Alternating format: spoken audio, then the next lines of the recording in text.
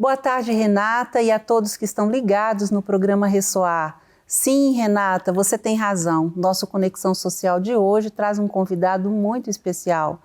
Ele é um empreendedor de muito sucesso e tem uma história inspiradora. Ele é dono do Roldão Atacadista, um dos maiores atacadistas de autosserviço do Brasil. Setor que vem crescendo muito e que também é conhecido como atacarejo ou cash and carry wholesale, como é chamado nos Estados Unidos. Eu estou falando de Ricardo Roldão. Seja muito bem-vindo ao nosso programa. A gente está muito feliz de te receber, viu? O prazer é meu, é um convite especialíssimo e que eu faço questão de estar aqui com você, batendo esse papo, contando um pouco da minha história. Eu acho que vai ser muito bacana. Sim, ainda mais hoje, né, que é Dia dos Pais. Esse programa especial com você, que tem uma história tão linda, né, com seu pai, e que também é pai de 4, né, Ricardo? Sim. Você vai poder falar um pouquinho aqui da história do seu pai, como é incrível essa formação, né, de vocês como família, de empreendedores, e hoje inspira tantas pessoas, né? Muito bacana, e parabéns desde já, viu, pelo Dia dos Pais. Obrigado. Meu pai realmente é uma fonte de inspiração para mim, não só meu pai, minha mãe também, mas o meu pai em especial, ele tem muito a ver com a história da nossa empresa, porque a gente fala que são contingências que acontecem nas nossas vidas, né? Quando meu pai ficou doente, em 1979, que ele teve tuberculose, a gente praticamente ficamos aí dependendo de familiares, de um tio, de uma tia para nos ajudar. E meu pai praticamente ficou 6 meses no hospital se recuperando. E quando ele voltou, praticamente ele recomeçou do zero, meu pai. E ele é sempre muito trabalhador. Ele comprou um Fusca 1967, motor 1200, e ele começou a vender linguiça pelos bairros da região e para os clientes que ele conhecia da época que ele era feirante, antes dele ficar doente.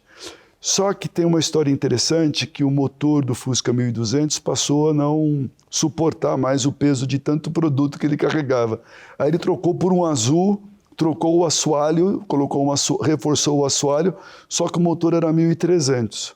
E logo em seguida também esse carro ficou pequeno, e foi aí que ele comprou uma Kombi, em 1980, 81, eu tinha 11 anos de idade. Sim, e esse 11 anos de idade é interessante, porque eu queria que você começasse falando, hoje vocês são um grande sucesso, eu acho que todo mundo conhece Roldão Atacadista, a gente vai falar como é que é esse segmento, você vai falar para as pessoas a importância da gente conhecer esse segmento, mas eu queria que você começasse falando do início, né? Como é que veio esse instinto inspirador que você tem com seu pai e os 11 anos quando ele veio para o Brasil, né? Acho que era interessante você contar isso. Tá, isso é muito legal mesmo.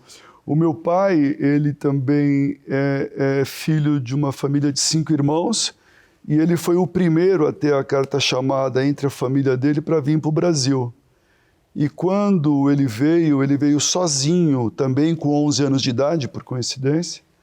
Só que o meu pai veio com um casal de amigos da minha avó que veio para tomar conta dele. Mas como esse casal passou mal a viagem inteira, os 30 dias, quem tomou conta do casal foi meu pai, porque meu pai ele já pescava atum com o avô dele em Portugal, então ele estava muito acostumado com o mar.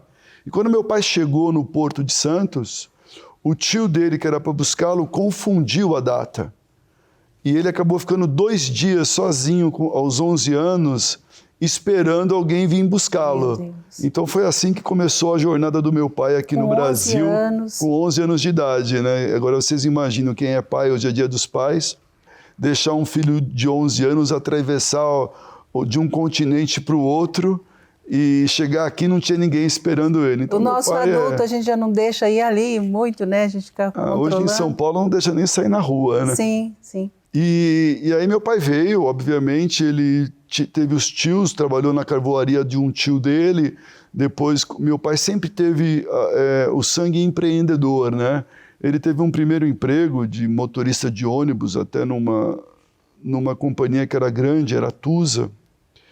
E logo em seguida ele pegou um acerto dele, comprou um caminhão, começou a puxar areia, dali começou a vender banana, dali montou a barraca de feira nos anos 70 E foi até 79, quando ele ficou doente, que teve que mudar realmente de segmento. Aí ele se recuperou, e aí a história do Fusca que eu estava contando.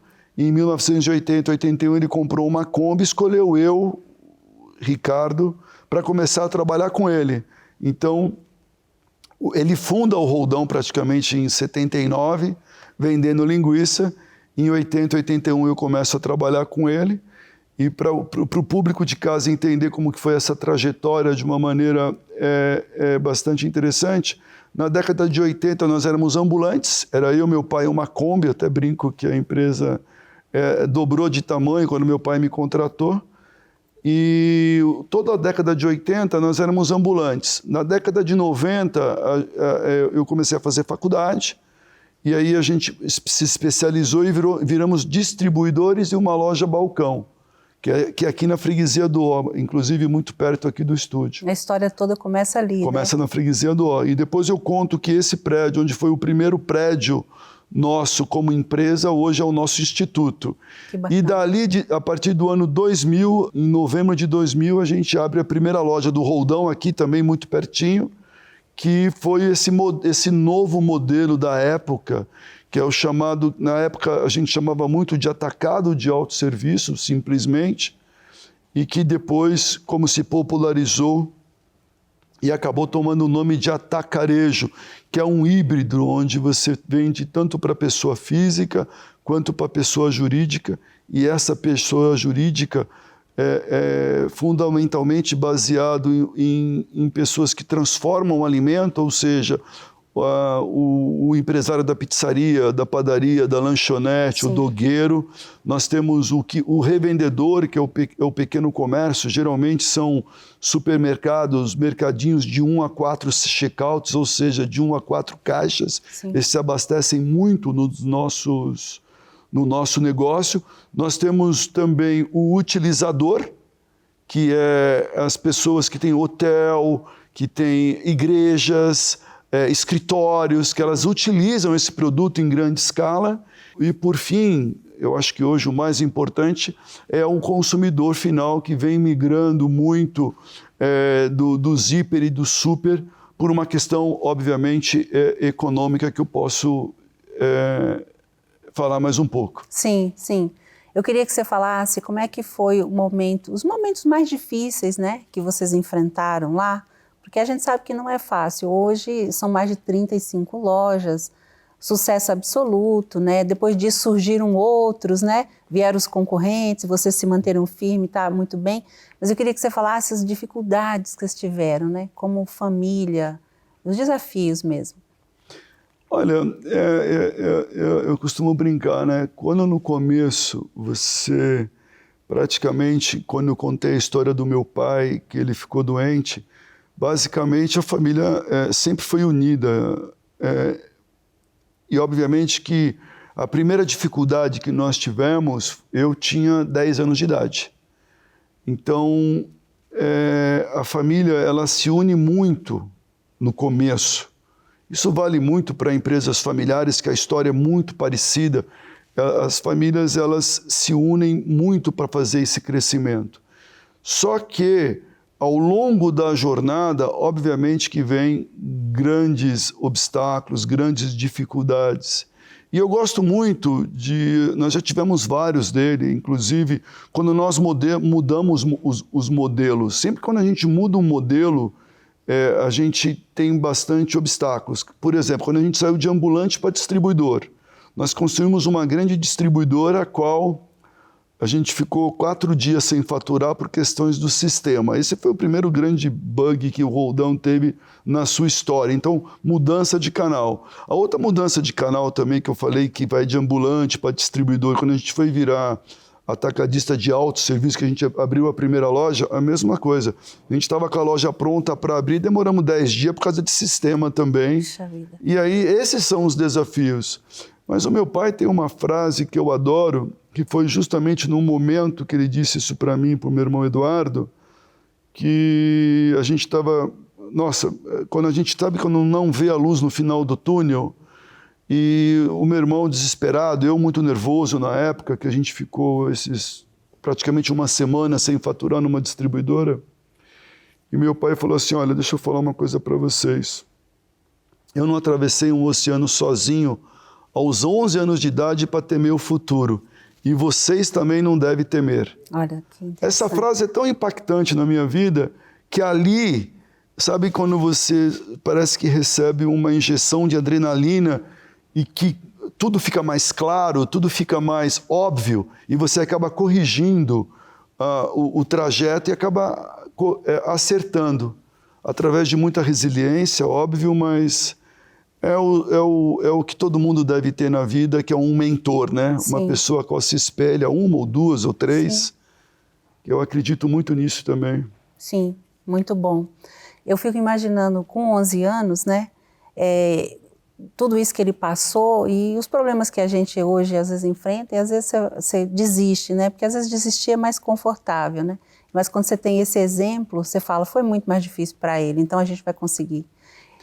Eu fico muito impressionada com isso, sabe? Quando eu vi a história dele, eu fiquei realmente pensando, como mãe protetora que eu sou, ele realmente com 11 aninhos, você enfrentar, atravessar o oceano e ficar 2 dias num lugar que você não conhece ninguém, né? É muito difícil. Meu pai é uma pessoa fabulosa, ele fez 80 anos esse mês. Que legal. E ele é fantástico. Que legal. Ele e minha o programa mãe é para são honrá-lo também, maravilhosas. seu João, honrar toda essa história, seu João. Parabéns pelo Dia dos Pais também, viu? Agora eu queria que você falasse um pouco do segmento, né?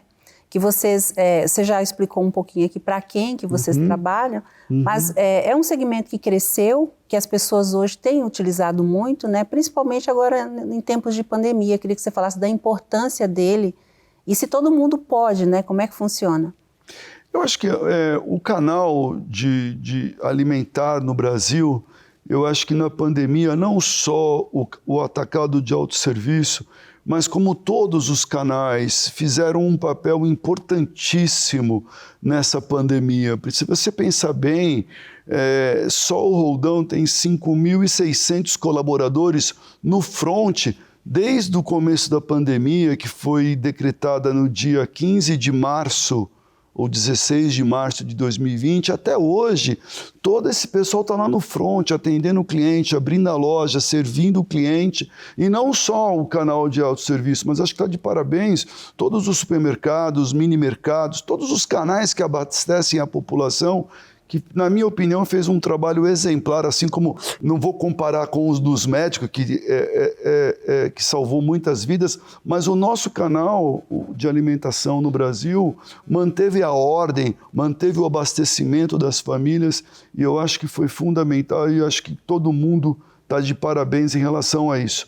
Em relação ao nosso canal específico, está havendo, não só agora, mas o Brasil, toda vez que enfrenta uma crise econômica, onde nós temos perda de emprego e perda de renda, a população ela tem um consumo muito mais racional.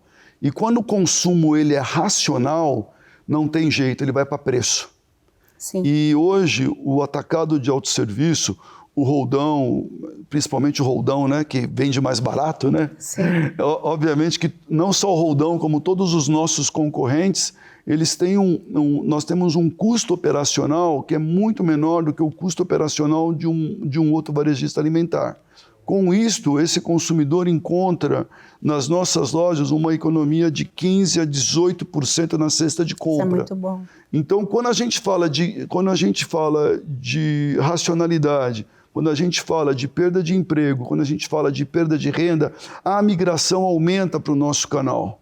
Entendeu? Então, para nós, é um canal muito resiliente até na crise. Sim. E hoje, não sei, você me parece ser muito nova, mas na minha época, os meus pais faziam a compra do mês. Você lembra disso? Que o Brasil tinha uma inflação altíssima. De manhã eles remarcavam à tarde, era outro preço. Né? Era um preço de manhã, uma na hora do almoço e outro à tarde. Sim. Então isso voltou com muita força, porque hoje o atacado de autosserviço ele faz o que a gente chama da compra de abastecimento, onde as pessoas vão comprar no atacado todos os itens de primeiras necessidades e produtos que são de mais volumes. E as compras de reposição, que é aquela compra, faltou aquela compra demais de produto fresco, da carne, do hortifruti, do pãozinho, acaba fazendo no varejo de supermercado ou os outros canais. Sim, sim. Então, acho que a principal vantagem é a economia, e eu acho que também essa facilidade, você não ter que voltar tantas vezes ao mercado, né, por comprar uma quantidade maior e também você, acho que vai menos, né, ao supermercado. Eu acho que tem muita vantagem. Você pode falar das outras principais vantagens, mas acho que essas duas, para mim, como mulher, acho que é uma das que eu mais aprecio. Olha, você tocou num dado importantíssimo, que é um dado que nós temos do número de visitas anuais do consumidor aos pontos de venda. E com a pandemia, o que aconteceu? As pessoas, com medo, elas diminuíram a frequência nas lojas de varejo. Então, por isso que nós tivemos um aumento no ticket médio e uma redução na frequência. Olha aí. E isso vem acontecendo ainda. Ainda não conseguimos estabilizar o número de clientes por loja, porque ele vai uma vez só e compra mais. Antes da pandemia, ele ia hoje a gente tem 11 visitas por ano, 12. Antes da pandemia era algo em torno de 15, 16. Então está diminuindo a visita nos pontos de venda, não só nos atacados, como nos outros canais também alimentares, vem reduzindo esse número de visitas. Muito bom. Queria que você falasse um pouco da parte social de vocês, né? Que eu sei que além de vocês hoje ser enorme, mais de 35 lojas e tudo, vocês também têm um instituto, né? Você sabe que, às vezes, nós estamos indo para a 40ª loja agora, até outubro nós estamos inaugurando a nossa 40ª loja, acho que 1º de novembro é a 40ª loja. Mas quando eu vejo a empresa que nós criamos e a empresa que nós construímos, eu tenho orgulho, tenho bastante orgulho. Eu acho que uma das aulas de estratégia que eu tive na faculdade, tinha um professor que dizia o seguinte: vocês têm a obrigação de gerar emprego, gerar riqueza para que esse país possa crescer. Então, eu fico orgulhoso que eu consegui, acho que, tirar nota 10 nessa aula. Mas o que me deixa, assim, realmente, pessoalmente, o que me sensibiliza mais, o que me faz melhor como ser humano é o nosso instituto. Porque ali eu vejo que, não que eu não transforme a vida de 5.600 pessoas que trabalham conosco, que eu vejo que são pessoas que já estão num estágio onde eles são autossuficientes. A gente criou o Instituto Roldão, a gente tem 200 crianças que são crianças de abrigo. Olha que interessante. Onde a gente fornece alimentação e fornece reforço escolar através do Instituto Alicerce. É um trabalho fantástico do meu amigo Paulo Batista, onde nós temos lá 40, 50 crianças tendo reforço escolar. Hoje é uma rede de ensino que vai passar para o Brasil inteiro, com a ajuda de empresários. Sim. E o principal esporte do nosso programa é o judô. Olha só. É um motivo de orgulho, porque saiu atletas nossos para treinar em grandes clubes, e a gente agora que estamos com incentivo, nós queremos sim, nós criarmos grandes atletas no judô. Muito então bom. É uma alegria muito grande para nós, para a família, ter esse instituto e mudar a vida dessas 200 crianças pelo fato de muitas delas morarem em abrigo, não ter pai, não ter mãe. Ali elas se sentem cuidadas e evidentemente que traçado um futuro melhor para elas. Sim. Vocês dão um destino, né? Porque a contribuição social faz isso com a gente, né?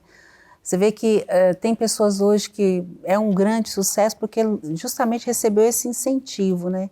E ficar sem o pai ou sem a mãe, é por isso que entra o terceiro setor, entre a gente, né, com os institutos para fazer esse trabalho. Eu fico muito feliz de ouvir você como empreendedor de tanto sucesso, ter essa coisa que arde seu coração, né? Queria que você falasse para as pessoas de casa, né, para os empresários de casa, dessa satisfação que você tem e até incentivasse. Eu sei que tem muita gente que gostaria até de apoiar um projeto ou até mesmo criar um, e às vezes acha que é difícil, não é, né, Ricardo? É só começar, né? É só começar, porque, sabe, eu costumo brincar que a única coisa que nasce grande é filho de elefante, né? É monstro, né? É filho de elefante que nasce grande, mas pode começar ali com um projeto na própria rua. Aí da rua vai para a próxima rua, depois o projeto se amplia pela vila, que se amplia pelo bairro, que se amplia pela cidade e por aí vai. Eu acho que... E é a corrente do bem também, né? Eu acredito muito nessa questão de que você atrai as pessoas do bem para trabalhar com vocês. Nós temos lá o Fernando, que é o CEO do nosso instituto, que você vê que é uma pessoa apaixonada, que faz aquilo, tem o Diogo, que eles fazem aquilo com amor, tem os nossos voluntários. Quer dizer, eu acho que é um círculo de geração de energia boa, Sim. onde as pessoas ali, elas recebem a maior química, que é a química da doação, que é a química do amor. Sim. Isso faz muito bem para a pessoa. Sim. Em leis universais a gente chamaria de transbordo, né? Porque só pode transbordar quem tem, né? Exato. E se você tem é porque Deus confiou em te dar, porque sabia que você ia devolver, sabia que você ia ajudar o próximo. E ajudar não é só a gente dar uma coisa e deixar a pessoa, né? Não, é esse acompanhamento, né? Esse incentivo. Então, isso é muito bom. Isso é maravilhoso. Eu acho fantástico. Muito bom. Agora, eu queria que você falasse um pouco de você, né? O que o Ricardo faz pessoalmente, né? Assim, de onde vem essa energia? Eu sei que você também é atleta. Queria que você falasse um pouquinho de você e depois a gente vai dar um incentivo mais com palavras para quem quer ser empreendedor. Mas fala um pouquinho de você. Nossa, o Ricardo, ele é um cara que... por incrível que pareça, eu sou uma pessoa muito humilde. E quando eu falo de humildade, não é a pessoa é humilde porque cumprimenta todo mundo, a pessoa é humilde porque veste roupa simples, a pessoa é humilde porque é simpática com todos. Não, eu acho que eu tenho um perfil de pessoa humilde a qual eu estou sempre disposto a aprender. Eu estou sempre disposto a escutar o outro. Eu tenho a minha filha Paola, às vezes ela morre de vergonha de mim, porque qualquer lugar que eu vá, eu quero saber a história daquela pessoa, não importa a pessoa. Eu quero que ela me conte o que ela faz, como ela vive, porque quando você transfere experiências, ali você aprende alguma coisa. Então eu sou muito aberto para isto. E o Ricardo também, como um bom empreendedor, eu sou o cara que abre a floresta. Eu sou o cara que a minha mente ela é ampla, mas é rasa. Então eu tenho a ideia, eu tenho a estratégia, mas eu preciso de gente atrás para ir aprofundando, corrigindo, vendo o detalhe. Entendi. Entendeu? Então eu faço isso tanto na minha vida profissional como na minha vida pessoal também. Eu, quando invento na parte do esporte, fazer alguma coisa, eu faço coisas que as outras pessoas falam, pô, mas isso é muito difícil. E quando eu escuto essa frase, isso é muito difícil... Aí que você quer fazer. Aí que eu quero fazer, é incrível isso. Então, na parte do esporte, eu já fiz provas que eu atravessei os Estados Unidos de bicicleta 2 vezes. 5.000 quilômetros, já fiz prova no deserto do Saara, no deserto da Mongólia, já fiz provas nos Alpes franceses, já fiz prova na África do Sul, provas de endurance, 8 dias, 14 dias pedalando, já fiz Ironman 2 vezes, mas eu acho que isso faz com que o empreendedor, ele crie resiliência, porque no primeiro obstáculo, muitas vezes as pessoas desistem. Porque, puxa, aquele cara fez, é fácil fazer. Não, não é fácil. Nada é fácil. Ainda mais no mercado competitivo que nós temos hoje, nada é fácil fazer. Mas se você tiver resiliência, persistência mesmo, você entrega. E uma outra coisa que a gente falou, né, tem uma frase muito legal no esporte, né, que é o seguinte, a dor é passageira, a glória é eterna. Nossa, porque se você desiste no meio de uma prova, aquilo vai te acompanhar para o resto da vida. E eu aconselho também os empreendedores que começarem a crescer e que cabeça de empreendedor é aquilo que eu falei. É criativo, é estratégico, não está muito preocupado com o detalhe. Procure ou se associar com uma pessoa detalhista, uma pessoa que é mais profunda que você, Porque aí é o par perfeito, né? Sim. Um sonha, dá o caminho, abre a floresta, o outro vai pavimentando atrás. Isso acontece, por isso que isso acontece muito em empresas familiares. Quantas empresas familiares que não foi assim? Tem um que dá a ideia, que dá o trajeto, e vem outros ajudando ali, e a coisa acaba acontecendo e criando grandes grupos econômicos, como nós temos no Brasil hoje. A maioria começou assim. Sim, um tem o quê e os outros o como, né? Exato. Porque é sempre assim, Deus sempre dá o quê para alguém e o como para outro, porque não dá para fazer tudo também, né? A gente é especialista e generalista, né? Eu acho que não dá para você ser especialista em tudo, né? Mas generalista é bom, porque aí você tem uma noção de tudo, né, Ricardo? E na vida do empreendedor é assim também. Até para a gente poder delegar, a gente tem que saber, mas tem que ter algo que você é especialista, né? Aquilo que você faz.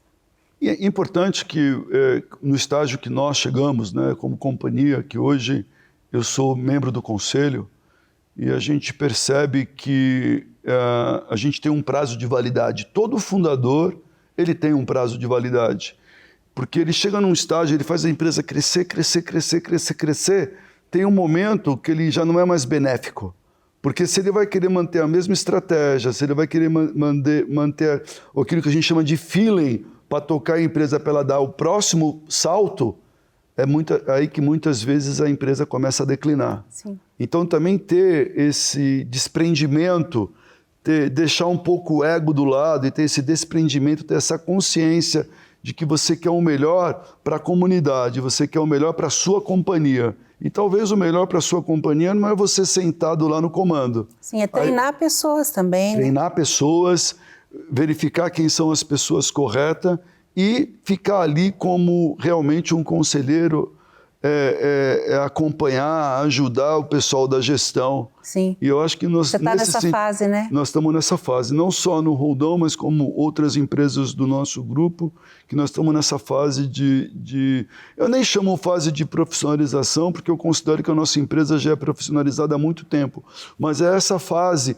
onde é a transição do fundador, do acionista executivo, para o acionista, membro do conselho, e que ele consegue olhar a floresta mais de cima. Sim. Eu estou achando essa experiência fantástica. Muito bom. Com a idade que eu estou, 51 anos, eu tenho que destruir aquele Ricardo dos 50 e reconstruir um novo Ricardo dos 50 para frente. Eu acho que eu estou fazendo isto e eu me orgulho muito disso. Muito bom, parabéns, viu? Queria que você agora desse um recado para quem quer começar um negócio. Eu sei que você carrega aí uma enciclopédia de tantos conselhos bons, tanta coisa boa que você poderia falar para as pessoas, né? Queria que a gente encerrasse nosso programa com você deixando essa mensagem para o empreendedor novo ou quem ainda nem está pensando, mas vai pensar a partir de agora desse conselho. Olha, é tentar.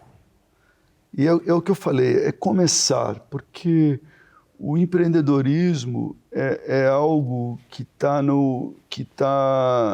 ali com diversas oportunidades que existem hoje, principalmente em vários canais, ou seja, empresa de varejo, empresa de tecnologia, mas que tente. Só que não desista no primeiro obstáculo, ou mesmo não desista na primeira frustração. Porque eu, nessa época que o meu pai ficou doente, a gente pegava papelão na rua, tomava conta de carro, vendia limão na feira,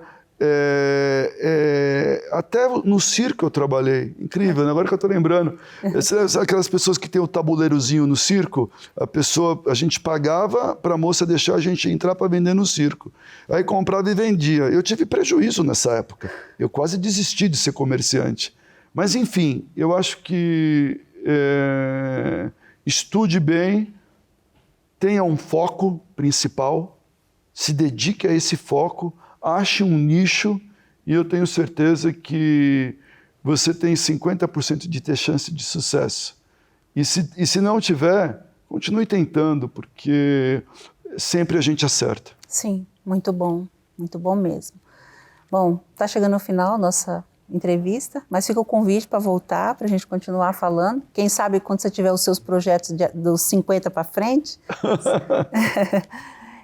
Eu queria te agradecer imensamente, dizer que foi uma honra muito grande te receber. A gente admira a sua história, sua família, seu trabalho.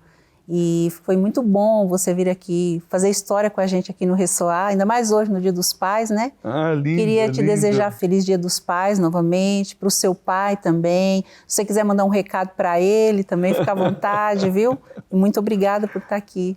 Não, só queria falar para o meu pai que estamos juntos e é um prazer sempre estar do lado dele. Eu acho que Dia dos Pais é importante quando a gente que é filho vira pai, o pai que vira avô, que vira avô, mas eu acho bastante interessante ter uma relação sempre afetiva com os pais. Eu acho que a vida ela passa muito rápido e quanto mais próximo a gente estiver dos filhos e tiver dos pais e tiver da família e passar essa jornada juntos, eu acho incrível. Então, pai, um beijão para você, tamo junto. E para os meus filhos queridos e amados também, um forte abraço, um beijão no coração. Ah, que lindo. Poxa, foi muito bom, viu? Muito obrigada mesmo pela presença, viu? E eu queria agradecer você de casa pela audiência, desejar Feliz Dia dos Pais para todos os pais que nos assistiram aqui. E no próximo domingo estaremos de volta com mais uma história, viu? Muito obrigada.